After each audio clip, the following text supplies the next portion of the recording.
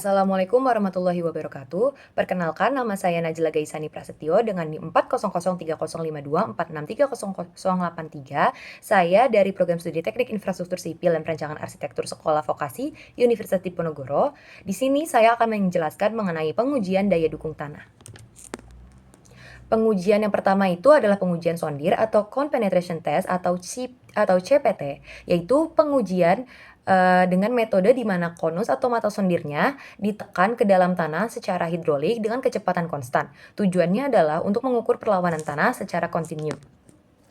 Data utama yang diperoleh pada pengujian ini adalah yang pertama tahanan ujung atau QC, yaitu tekanan yang dibutuhkan untuk menekan ujung konus ke dalam tanah.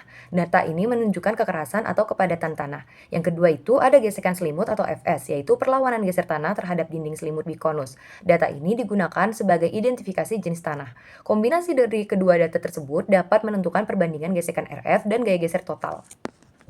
Untuk menentukan karakteristik atau jenis tanah, digunakan QC dan FS untuk menghitung friction ratio atau RF-nya untuk memilih jenis pondasi yang sesuai. Tanah lempung atau lanau memiliki nilai QC yang rendah dan RF yang tinggi sehingga tanahnya itu menjadi lengket. Sedangkan tanah pasir atau non-kohesif cenderung memiliki QC yang tinggi tapi RF-nya rendah sehingga tidak lengket. Untuk menentukan daya dukung pondasinya, data CPT ideal untuk desain pondasi, tiang pancang atau bor karena datanya itu kontinu.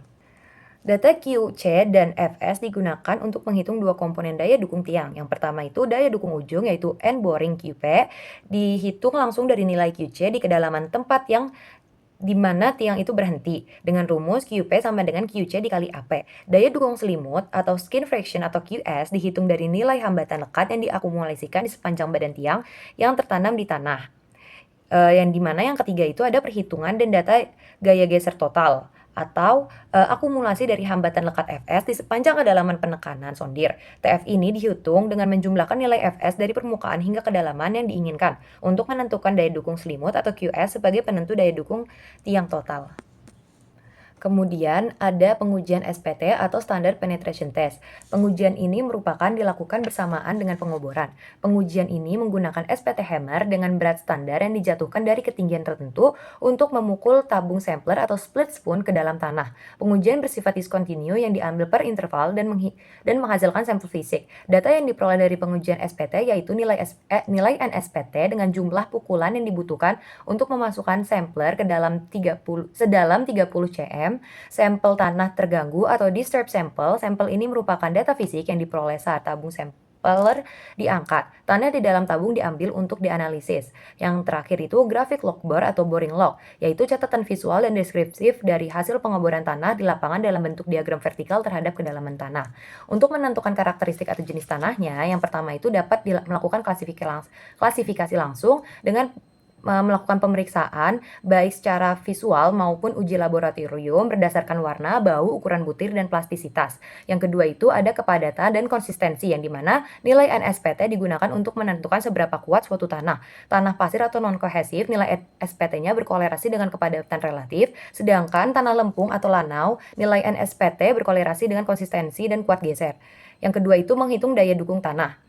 Pondasi dangkal atau telapak rakit nilai NSPT digunakan dalam berbagai formula empiris untuk menghitung daya dukung izin dan memprediksi penurunan pondasi dangkal. Sedangkan pondasi dangkal menggunakan tiang pancang atau bore pile, nilai NSPT di sekitar ujung tiang dan badan tiang dihitung untuk mendapatkan kekuatan ujung tiang dan gesekan selimut tiang.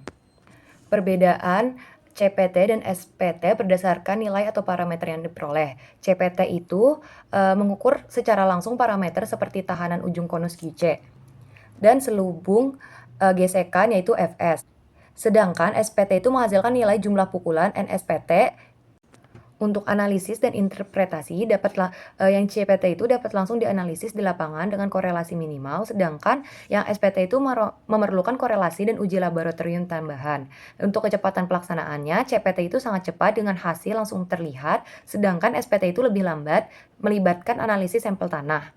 Kelebihan utamanya dari CPT itu memberikan profil stratigrafi tanah yang rinci, sedangkan SPT itu memberikan sampel fisik tanah dan parameter empiris untuk desain fondasi. Mungkin sekian yang dapat saya sampaikan. Mohon maaf bila ada kesalahan. Wassalamualaikum warahmatullahi wabarakatuh. Sampai jumpa lagi.